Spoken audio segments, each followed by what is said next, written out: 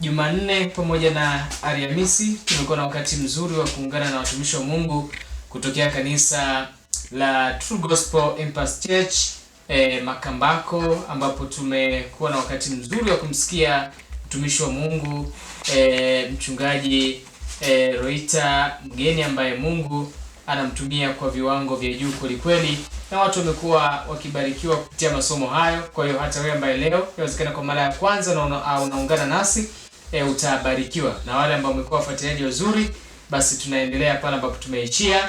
Lakini tumekuwa tukitaja namba mtumishi wa Mungu mchungaji Roita Mgeni, hasa kwa wale ambao wako na changamoto, wanahitaji kufika kwenye kanisa la True Gospel Empress Church Makambako, vile na wale ambao wamekuwa wakihitaji maombezi, ushauri juu ya changamoto mbalimbali kwenye maisha. Kuna wengine wako na wagonjwa, kuna wengine wao wenyewe ni wagonjwa.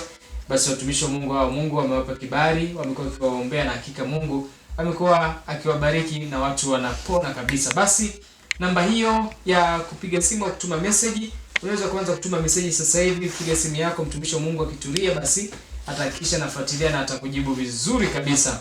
Namba ya mchungaji Roita ni 0764 80. Mmekuwa mkihitaji vipindi hivi kuvipata, basi vipindi hivi vinapatikana mtandaoni. Ukienda kwenye ukurasa wa YouTube andika True Gospel Empress Church Makambako, basi vipindi vyote ambavyo vimekuwa vikisikika hapa redioni utavipata pale, utakuwa ukisikiliza na Mungu ataendelea kukubariki zaidi. Basi muda huu nipende kuwakaribisha watumishi wa Mungu. Tuko na mchungaji Roita Mgeni, vile pia tuko na mwinjilisti Patrick Ilomo. Karibuni sana watumishi wa Mungu.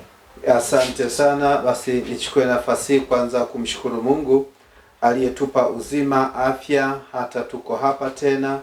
Lakini kushukuru MC wetu Yeremia kwa uwepo wako, na mwandishi wa habari, Mungu akubariki sana kwa uwepo wako usiku wa leo. Nichukue nafasi kuwashukuru wafuatiliaji wetu ambao umeendelea kuwa pamoja nasi siku zote. Mungu awabariki sana. Naamini Mungu ana jambo na nyinyi, na endelea kuwa pamoja nasi. Niko hapa ni mchungaji Roita Mgeni wa kanisa la True Gospel Empress Church, nikiwa nimeongozana na mwinjilisti Patrick Ilomo. Tuko hapa kwa ajili ya kufikisha ujumbe wa neno la Mungu kama ambavyo Mungu ametutuma. Basi kwa muda huu nichukue nafasi kwa ajili ya kumshukuru Mungu. Baba, katika jina la Yesu Kristo tunakushukuru. Asante uliyetupa uzima na afya, tuko hapa tena. Tunakushukuru kwa kuendelea kutulinda na kututunza. Baba, tunalibariki jina lako. Tunasema asante. Baba, tunajiweka tena mikononi mwako saa hii na wakati huu kwa ajili ya ratiba tena iliyo mbele yetu. Tunaiweka mikononi mwako. Roho Mtakatifu katuongoze, ukasimame mwenyewe, katukumbushe yote ambayo umekusudia kusema na wafuatiliaji wetu wote. Baba, tunakushukuru tukiamini kila kitu Bwana utakwenda kukuweka sawa sawa, ili kila mtu ambaye Baba ana hamu, ana kiu ya kupokea aweze kupokea ujumbe ambao Mungu ni kusudi lako. Baba, tunaacha yote sasa mikononi mwako tukiomba na kuamini. Amina. Amen. Basi ndugu zangu, tuna ujumbe jioni ya leo. Ujumbe ambao tunakwenda kusimama nao jioni ya leo unatoka katika kitabu cha Injili ya Mathayo sura ya 12, na mstari wetu tutaanza na ule mstari wa 38, lakini kichwa chetu cha somo kinasema usitafute ishara, mtafute Bwana. Usitafute ishara, mtafute Bwana, mtafute Yesu. Basi msomaji wangu nikukaribishe, anza kusoma kwenye mstari wa 38, Injili ya Mathayo 12. Kitabu cha Injili ya Mathayo sura ya 12 kuanzia mstari ule wa 38, maandiko yanasema: Hapo baadhi ya waandishi na Mafarisayo wakamjibu wakisema, Mwalimu, tunataka kuona ishara kwako. Akajibu akawaambia, kizazi kibaya na cha zinaa chatafuta ishara, wala kitapewa ishara ila ishara ya nabii Yona. Kwani kama vile Yona alivyokuwa siku 3 mchana na usiku katika tumbo la nyangumi, hivyo ndivyo mwana wa Adamu atakavyokuwa siku 3 mchana na usiku katika moyo wa nchi. Watu wa Ninawi watasimama siku ya hukumu pamoja na watu wa kizazi hiki, nao watawahukumu kuwa wamekosa. kwa sababu wao walitubu kwa mahubiri ya Yona, na hapa yupo aliye mkuu kuliko Yona. Bwana Yesu asifiwe. Amen. Ujumbe wetu na msingi wetu wa leo, usitafute ishara, mtafute Bwana. Biblia inasema hapo baadhi ya waandishi na Mafarisayo wakamjibu wakasema, Mwalimu, tutataka kuona ishara kwako. Akajibu akawaambia, kizazi kibaya na cha zinaa chatafuta ishara, wala hakitapewa ishara ila ishara ya nabii Yona. Kwani kama vile Yona alivyokuwa siku 3 mchana na usiku katika tumbo la nyangumi, hivi ndivyo mwana wa Adamu atakavyokuwa siku 3 mchana na usiku katika moyo wa nchi. Watu wa Ninawi watasimama siku ya hukumu pamoja na watu wa kizazi hiki, nao watawahukumu kwa wamekosa, kwa sababu wao walitubu kwa mahubiri ya Yona. Na hapa yupo aliye mkuu kuliko Yona. Bwana Yesu asifiwe. Amen. Biblia inazungumza wanasheria walimfuata Yesu. Wakasema, tunataka ili tuweze kukutambua, tuweze kukuamini, tunataka ishara. Yesu akawaambia, ndugu zangu, kizazi hiki ni kizazi kibaya na cha zinaa, chatafuta ishara. Bwana Yesu asifiwe. Amen. Haleluya. Amen. Na ndio maana ujumbe wetu anasema, usitafute ishara, mtafute Bwana, mtafute Yesu. Haleluya. Amen. Sasa Yesu anakiona hichi kizazi ni kizazi cha zinaa, kizazi kibaya, kinatafuta ishara. Haleluya. Amen. Kinahangaika na ishara. Yesu anawaambia, kwani kama vile Yona alivyokuwa siku 3 mchana na usiku katika tumbo la nyangumi, hivi ndivyo mwana wa Adamu atakavyokuwa siku 3 katika moyo, mchana na usiku katika moyo wa nchi. Asante Yesu. Wakati Yesu anajaribu kujibu jambo hili, anaweka wazi, ndugu zetu wa Ninawi, ya kwamba iko ishara ambayo watu wa Ninawi wao, ili nao waweze kutubu na kubadilika, walihitaji ishara. Lakini Yona akawa ni ishara kwao, ile siku 3 ndani ya samaki nyangumi. Bwana Yesu asifiwe. Amen. Alipokwenda kwao walimwamini, wakageuka, wakatubu. Na hawa watu wanaomujia Yesu wana taarifa za ile ishara, wanaifahamu ile ishara. Anasema hichi kizazi ni kibaya. Yona alifanya jambo ambalo watu walitubu, lakini bado mpaka leo hawataki kuamini. Haina shida, mnatafuta ishara. Okay, na mimi nitakuwa ishara kwenu. Haleluya. Amen. Mimi wakati Yona alikuwa siku 3 ndani ya samaki nyangumi, lakini watu wa Ninawi, asante Yesu, walitubu wakageuka. Na mimi nitakuwa siku 3 kwenye moyo wa nchi. Haleluya. Amen. Hebu fikiri ndugu yangu ambaye unaendelea kutufuatilia siku ya leo, ni namna gani unahangaika na kutafuta ishara. Na Biblia inasema ni kizazi kibaya na cha zinaa. Yesu anakiona ni kizazi kibaya na cha zinaa, kinahangaika na kutafuta ishara, hakihangaiki kumpata Yesu, hakina shida na yeye mwenye ishara. Haleluya. Amen. Yeye ambaye ndiye sababu ya chanzo cha hayo yote, hakina mpango naye, kina mpango wa kuona ishara. Lakini sikiliza ndugu zangu, okay, ishara Yesu amekwisha kuionyesha, akawaambia, mimi nitawaleta ishara, mimi nitakuwa ishara siku 3 kwenye moyo wa nchi. Na Yesu akafa, akakaa siku 3, akafufuka. Bwana Yesu asifiwe. Amen. Nini unataka ishara gani tena, ili wewe upate kumwamini huyu Yesu tunayemhubiri hapa? Unatafuta ishara gani nyingine? Unaendelea kuhangaika huku na huku, kila kunapokucha upo huku na huku. Unataka ishara gani? Bwana Yesu asifiwe. Amen. Haleluya. Amen. Yesu anasema hiki ni kizazi kibaya na cha zinaa. Yona, wakati wameona ishara ya kwa Yona, watu wa Ninawi walitubu. Yesu amekaa siku 3 kwenye moyo wa nchi. Kwa nini usiamini ukatubu? Kwa nini usiamini ukageuka, ukampokea Yesu leo? Bado unaendelea kuhangaika na kutafuta ishara. Bwana Yesu asifiwe sana. Amen. Nisikilizeni, hakuna ishara iliyokuu kama ishara aliyoonyesha Yesu. Hii ishara ni kiboko. Hii ishara ingekufanya ufanye maamuzi, wala usiendelee kuhangaika. Muamini Yesu. Na leo hii watu wamebaki wanahangaika, mara huku mara huku mara huku mara huku, bado unatafuta tu.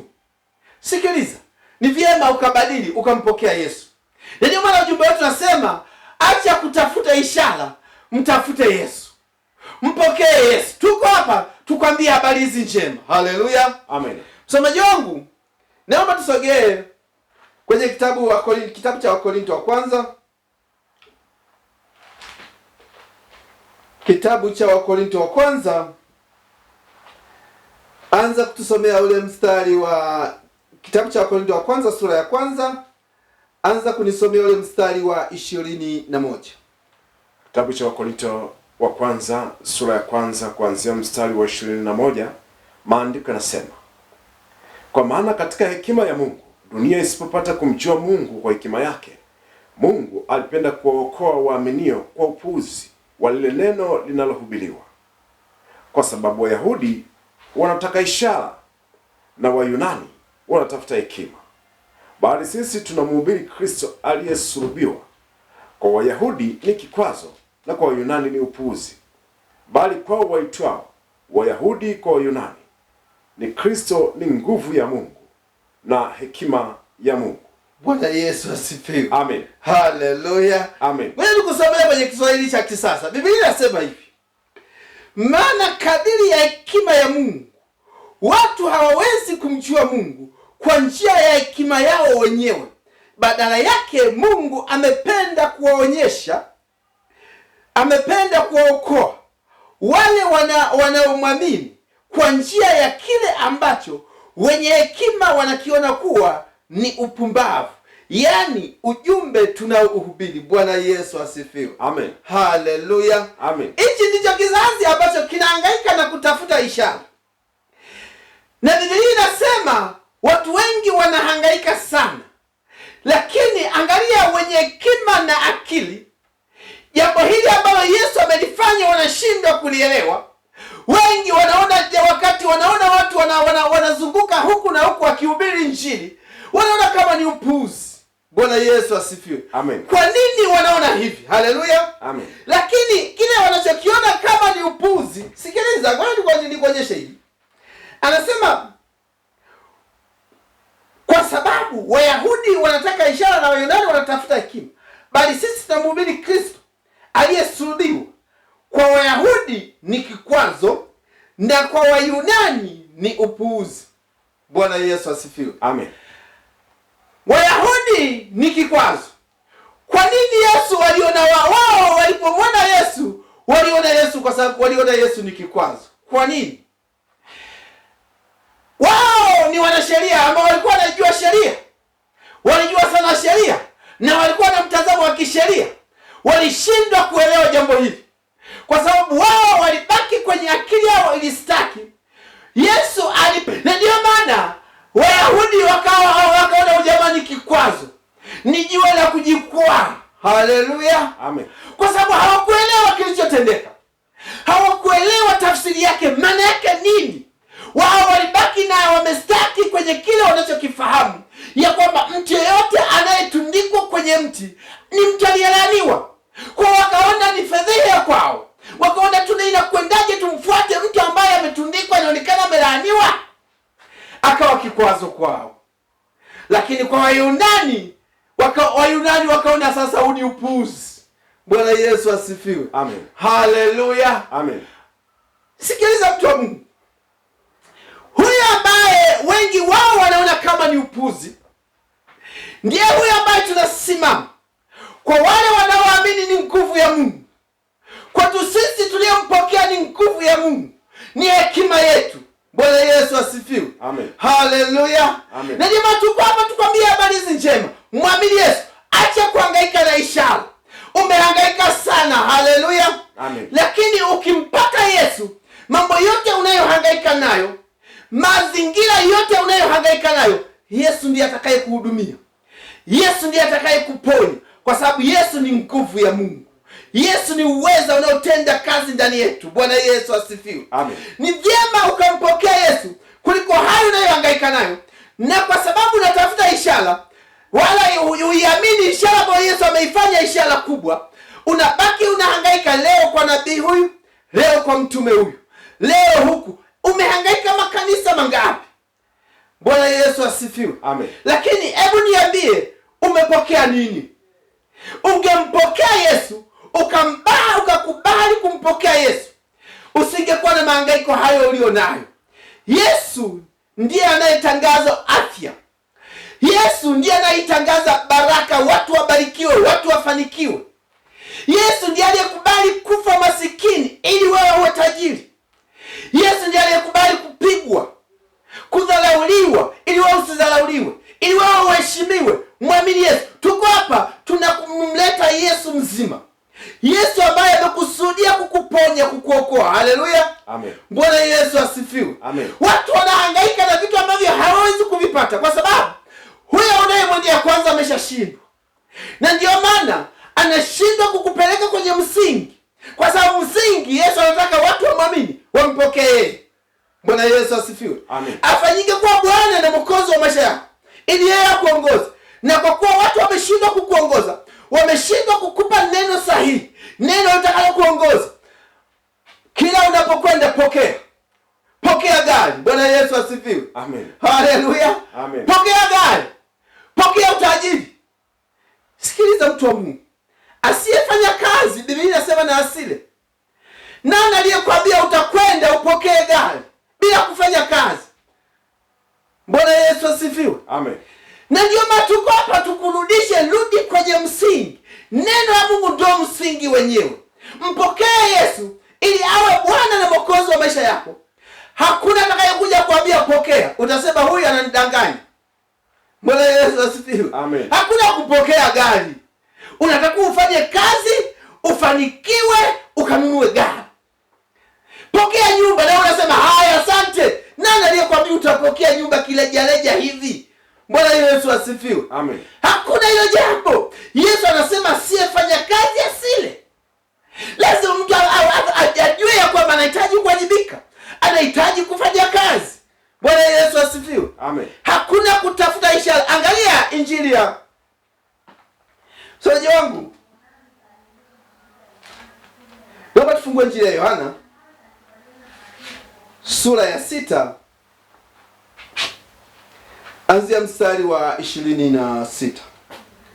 Injili ya Yohana sura ya 6 mstari ule wa 26.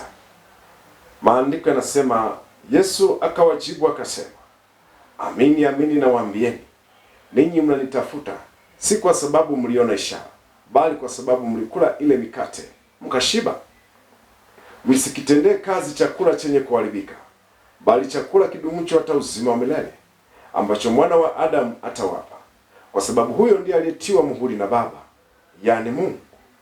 Basi wakamwambia, tufanyeje ili tupate kuzitenda kazi za Mungu?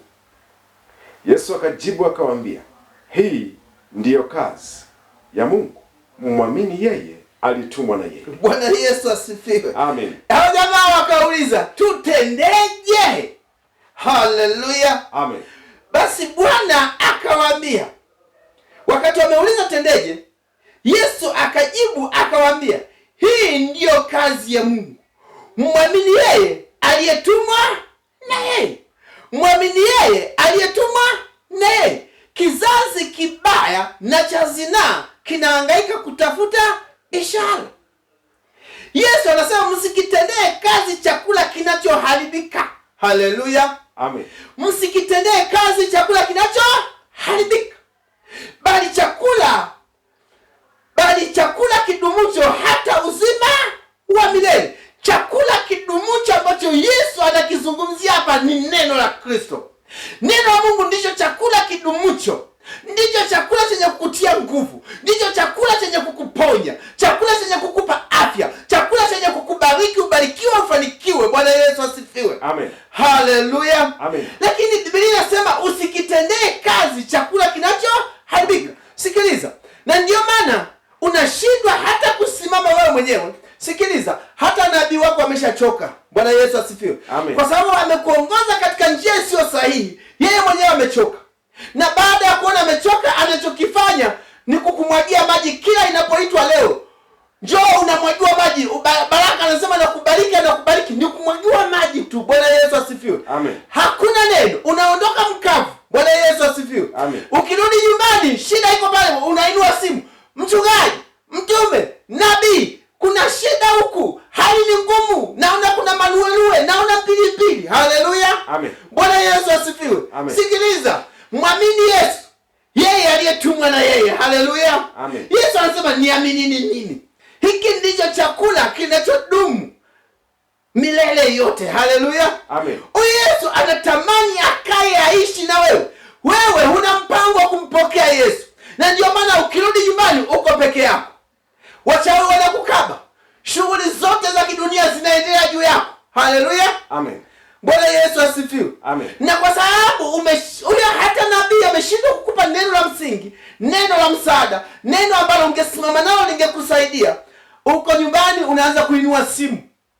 Huna msaada. Maana kama angekujenga kwenye msingi huu ambao Yesu anauzungumza, tusitafute ishara, tumtafute Yesu. Maana yake ungesimama mwenyewe, ungeikemea hiyo hali, ungeiamuru hiyo hali, mazingira yangebadilika. Ungeyabadilisha mazingira. Bwana Yesu asifiwe sana. Haleluya. Sasa angalia kinachoendelea leo. Kila kitu kimepotoshwa. Dunia imepotea. Wala Biblia inaona hakuna anayemtafuta Mungu. Bwana Yesu apewe sifa. Watu wote wamepotea. Bwana Yesu apewe sifa. Sikilizeni, huku unakokwenda unapotea. Tuko hapa, tumesimama hapa, tukwambie habari hizi njema. Tukwambie habari za Yesu. Uache kutafuta ishara, mtafute Bwana. Litafute neno sahihi, litakusaidia, litakuponya. Watu wanahangaika na ishara. Yesu anasema mimi ndimi ishara. Siku 3 nitakuwa kwenye moyo wa nchi. Niaminini mimi. Anasema tutendeje? Yesu anasema niaminini mimi. Mimi ndimi chakula cha uzima, kidumucho hata milele. Bwana Yesu asifiwe. Hebu chukua hatua, mtu wa Mungu na tusikiliza usiku wa leo. Chukua hatua, mwamini Yesu. Acha kuhangaika na ishara, unapotea. Mwamini Yesu akusaidie. Hakuna lisilowezekana kwa Mungu. Hiyo hali unayoipitia, yuko Yesu. Yesu anataka umkiri Yesu kwa kinywa chako, ili yeye afanyike kuwa Bwana na Mwokozi wa maisha yako. Lakini sio hiyo njia unayoitumia, sio njia sahihi. Tuko hapa tukuonyeshe njia sahihi, ni kumwamini Yesu. Na baada hapo ufundishwe kutembea kwenye neno la Mungu. Yesu akasema na kuwafundisha kuyashika yote niliyowaamuru. Ukae chini uanze kujifunza kila inapoitwa leo. Upokee neno la Mungu. Si unakwenda kupokea muujiza. Wewe mtu unatoka nyumbani na kwenda ibadani naenda unataka kupokea muujiza. Bwana Yesu asifiwe. Acha na madanganyo hayo. Nenda ibadani kwa kuwa kuna chakula cha kiroho unakwenda kupokea. Sio muujiza. Ishara. Bwana Yesu asifiwe. Hatukatai ishara. Ishara zikufanye wewe umpokee Yesu. Moja ya ishara ili upate kumwamini Yesu. Yesu aliachilia ishara ili watu wamwamini yeye. Yona alikuwa ishara siku zile 3 kwenye samaki, ili watu wa Ninawi wamwamini kwamba huyu ni Mungu, yuko Mungu. Na ndio maana ndugu zetu walitubu. Na Yesu alitegemea ishara hii ambayo watu walingangana nayo iwe sababu ya wao kugeuka kumgeukia Yesu, wampokee Yesu. Sasa mpaka leo zaidi ya miaka 2000 bado unahangaika, bado unakwenda kutafuta ishara, huna mpango wa kumpokea Yesu. Sikiliza, unaenda jehanamu. Bwana Yesu asifiwe. Jehanamu inakungoja. Ni vizuri ukafanya maamuzi, ukampokea Yesu afanyike kuwa Bwana na Mwokozi wa maisha yako. Haleluya. Bwana Yesu asifiwe. Tuko hapa tukupe habari hizi njema. Usihangaike na kutafuta ishara, hangaika na kumpata Yesu. Ukimpata Yesu, umepata vyote unavyovitafuta. Na ndio maana Yesu akasema, utafuteni kwanza ufalme wangu na haki yake. Bwana Yesu asifiwe. Watu hawatafuti ufalme wa Mungu, wanahangaika na ishara. Ishara, sikiliza, unapotea kwa ajili ya kuhangaika na ishara. Yesu anakiona kizazi kinachohangaika na kutafuta ishara ni kizazi cha zinaa, ni kizazi cha zinaa. Hebu mtafute Mungu. Yesu alikuja anawatafuta watu. Yesu hapendi mtu, hata mtu mmoja apotee. Biblia inasema afe angali mwenye dhambi hapendi, angetamani watu wote watubu. Bwana Yesu asifiwe. Yesu anapokutazama anaona thamani yako ni kubwa, nafsi yako ni ya thamani. Inapopotea nafsi yako, Yesu anasikitika, na ndio maana anasema ni heri hata anapompata mtu mmoja anayegeuka, anaona ni thamani kubwa, ni mtu wa thamani, ni jambo. Roho moja inapookoka inakwenda mbinguni, ni jambo la thamani kuliko kuwa na watu maelfu na maelfu, yote yanapotea, yote yanaenda jehanamu. Bwana Yesu asifiwe. Hayana mpango wa kutubu, yana mpango na ishara yaende nyumbani, na kesho wanataka warudi kupokea tu ishara na kurudi nyumbani. Hawana mpango wa kumpokea Yesu. Ni hasara kubwa, ni hasara kwenye ufalme. Bwana Yesu asifiwe sana. Mtu wa Mungu unayetusikiliza, fanya maamuzi siku ya leo, fanya maamuzi jioni ya leo, fanya maamuzi ya kumpokea Yesu. Bwana Yesu asifiwe. Niko hapa niomba kwa ajili yako. Fika mahali, tafuta mahali watu wanahubiri wokovu. Tafuta mahali utakapopata malisho, mahali utakapolisikia neno la Mungu, upate chakula. Bwana Yesu asifiwe. Usikae mahali ambapo hapahubiriwi wokovu. Watu wanakuacha, unapotea, unaangamia. Haleluya. Bwana Yesu asifiwe. Bwana Yesu apewe sifa. Na kwa kuwa muda wangu umenikimbia, basi habari njema ni hiyo. Muamini Yesu, umpokee Yesu afanyike kuwa Bwana na Mwokozi wa maisha yako, na hii ndio njia pekee. Bwana Yesu asifiwe. Wala usihangaike na ishara, hangaika na kumtafuta Yesu. Ishara ya Yesu inatosha kabisa. Ishara ya Yesu kwenye moyo wa nchi siku 3 inatosha wewe kukufanya uokoke. Acha Yesu bado amefanya ishara nyingi sana. Bwana Yesu asifiwe. Wayahudi aliweza kupita katikati yao, ghafla hawamuoni. Ni ishara ambayo walipaswa kumwamini kwamba huyu anapaswa kufuatwa. Haleluya.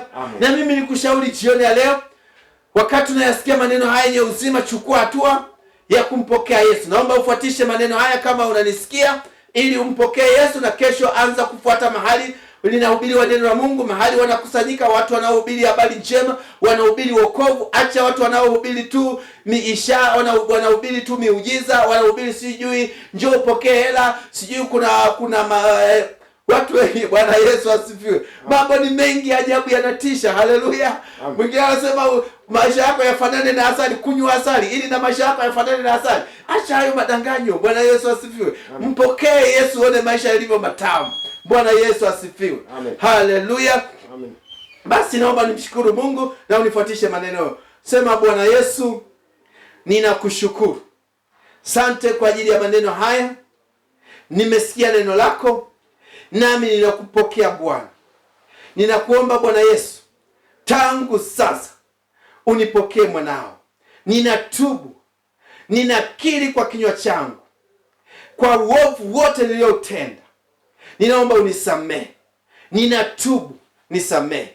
Ninatubu, nisamehe. Ninatubu dhambi zote, nisamehe. Nifanye kuwa mwanao tangu sasa. Nimelisikia neno hili. Yesu Kristo, nipokee. Unifanye kuwa mwanao tangu sasa, katika jina la Yesu Kristo. Baba, katika jina la Yesu, sante kwa ajili ya mtumishi wako aliyekiri maneno haya, ukamfanye kuwa mtumishi wako tangu sasa, aweze kubadilika, akuishie wewe katika maisha yake yote. Ninamweka mikononi mwako tangu sasa, ukamuongoze, ukamshike kwa mkono wako tangu sasa katika jina la Yesu, na afuate hatua zote ambazo Mungu alikusudia ili kuhakikisha tunakuishia wewe katika maisha ya wokovu. Roho Mtakatifu, asante kwa ajili ya mtumishi huyu ambaye jioni ya leo ameamua kuyakiri maneno haya na kukupokea wewe Yesu uwe Bwana na Mwokozi wa maisha yake. Bwana, ukamuongoze mtumishi huyu, na zaidi ya yote ukamuongoze mahali ambapo atashiriki, apate malisho, apate chakula katika jina la Yesu. Ninamweka mikononi mwako, ukamlinde na kumtunza. Baba, katika jina la Yesu Kristo, ninakushukuru kwa ajili ya usiku wa leo. Ninakushukuru kwa ajili ya ratiba hii ambayo imeendelea mahali hapa. Asante kwa ajili ya ujumbe. Roho Mtakatifu, ninakushukuru. Ninaachilia ratiba zote mikononi mwako, na mimi ninakushukuru kwa ajili ya ujumbe huu. Ukawe baraka kwa kila aliyesikia maneno haya yenye uzima. Baba, maneno haya yakawe ni sehemu ya msaada kwake, ambaye mahali alikuwa anashindwa, ujumbe huu ukamuokoe, ujumbe huu ukamfanya liwe badiliko ndani yake, katika jina la Yesu. Ninaachilia yote kwako, tukiomba na kuamini. Amina. Amina. Amina. Mtumishi wa Mungu, ratiba za ibada pale kwenye kanisa la True Gospel Impact Church Makambako, kwa wale ambao wanahitaji kufika, ni vyema pia tukawakumbusha. Karibu mtumishi wa Mungu Patrick. Asante. Ratiba zetu za ibada ni siku ya Jumatano saa 10 kamili, tunakukaribisha pale kanisani. Alafu siku ya Ijumaa ni ibada ya neno la Mungu, tunakusanyika pale, na siku ya Jumapili saa 4 asubuhi tunakukaribisha sana ukaungane pamoja nasi tuweze kumwabudu Mungu. Ni sehemu Makambako, njia ya kushuka Itebetala, ni opposite kabisa na msitu wa Mission. Tuko barabarani kabisa hapa Makambako, Njombe. Tunakualika sana, karibu sana uweze kumwabudu Mungu wa mbinguni. Asante.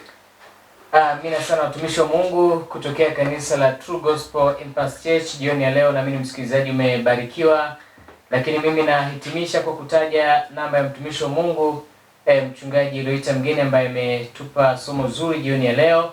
Huyu ni mchungaji ambaye anapatikana pale kwenye kanisa la True Gospel Impact Church.